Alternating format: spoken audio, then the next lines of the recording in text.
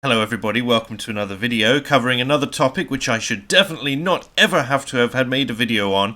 A vegetarian GCSE student aged 16 has been disqualified for obscene racial comments because she criticised halal meat in her religious studies exam. Interesting now, isn't it, how the blasphemy laws are slowly coming more and more into effect. Noting that this had no bearing on her grade, as far as we can tell. She would have passed the exam. And she basically offered her opinion because she was a vegetarian.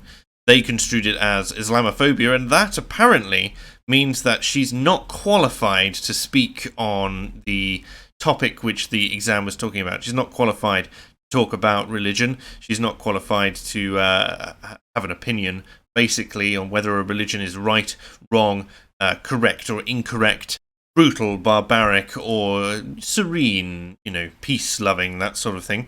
So Abigail Ward, age 16, was told that she's going to be disqualified. This has actually happened quite close to where I used to live in Eastbourne.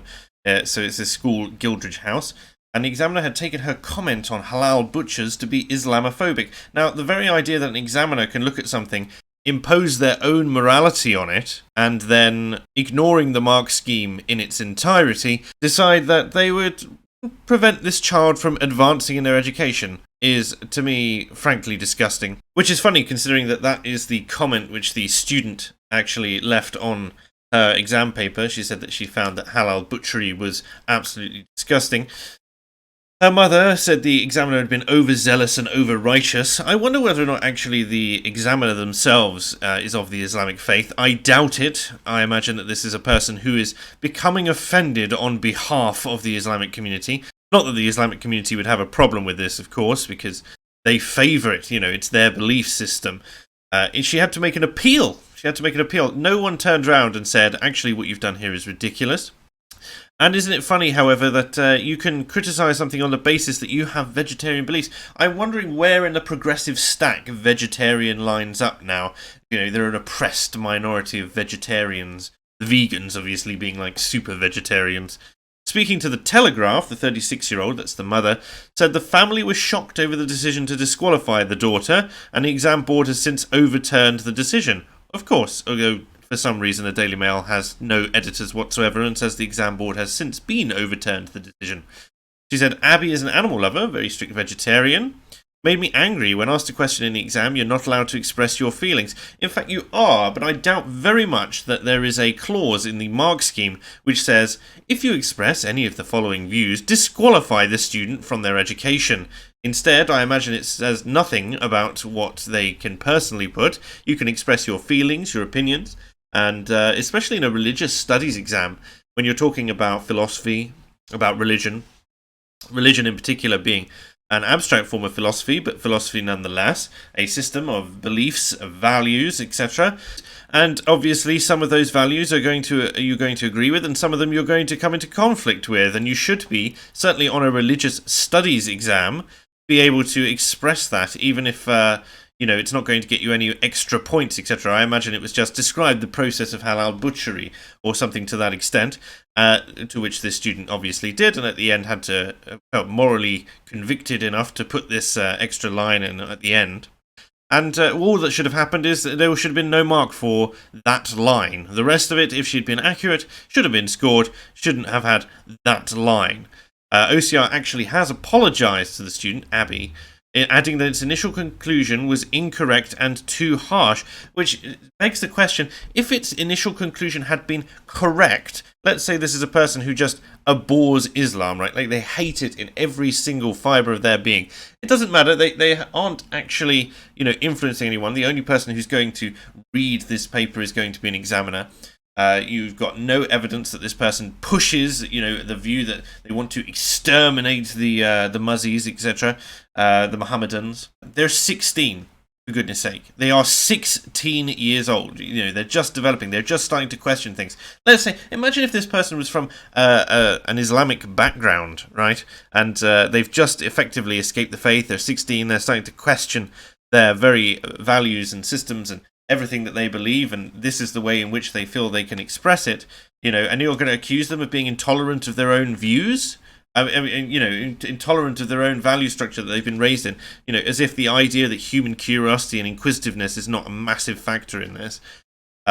Thankfully, OCR has apologised, but I wonder, like, I just do not see OCR as the moral arbiter of society. You know, this is the reason why, if I had children, I'd be very reticent to send them to either a state or a private school, just because they're all regulated by the same people. The government is pushing the same curriculum. There is so much nuance missing. There is so much ideological indoctrination at play. As someone who is entrenched at the moment in the higher education system, and it feels like a fight every single week a lot of the time in order to make sure that the lecturers are not pushing an agenda, not necessarily because they are even conscious of the fact that they're pushing an agenda, but they are pushing one, and I am offering counterfacts, calling out misinformation and all that jazz. But other people, students, will lap this stuff up.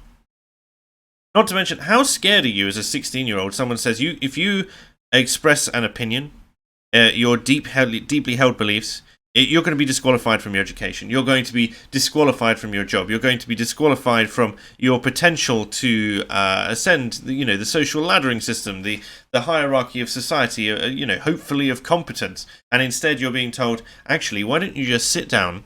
Why don't you shut up? Why don't you push our views? And if you do not push those views, then you are going to go to the bad place. You're going to go into a dark hole.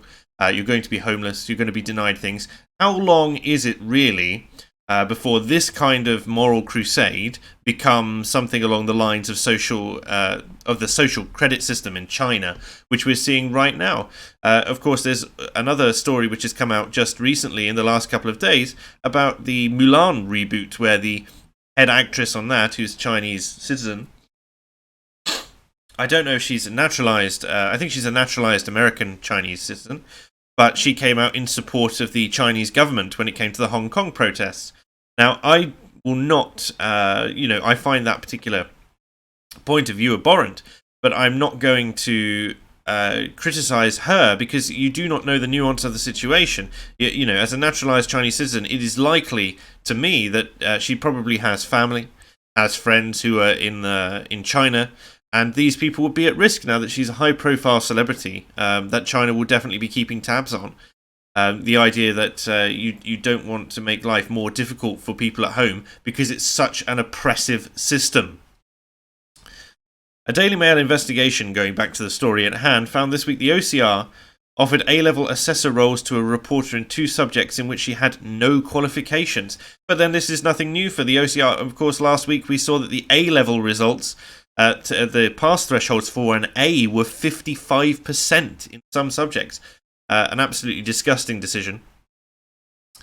When you consider that, even as early as when I was doing GCSEs, and I considered it to be too light, and that was a 75% pass mark. The idea of a 55% pass mark, you can get half of an exam wrong. Half the questions on a GCSE exam are designed to be easy so that everyone can attain a C, for goodness sake. This is why they had the concept of, for some reason, advanced and basic level GCSEs. So the idea that an A-level, or a higher level of qualification, requires such a low grade to pass, I find, frankly, out of this world. Absolutely out of this world.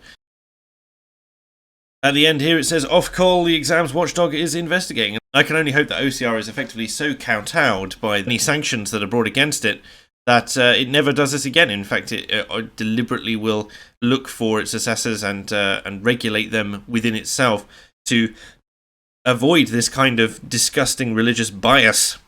Anyways, Fake Accents Unite should be live at 8:30 this evening. Thanks for watching the video. Take care. Like, comment, subscribe, all that jazz. There's also merch. There'll be a link in the description now. And we'll see you later.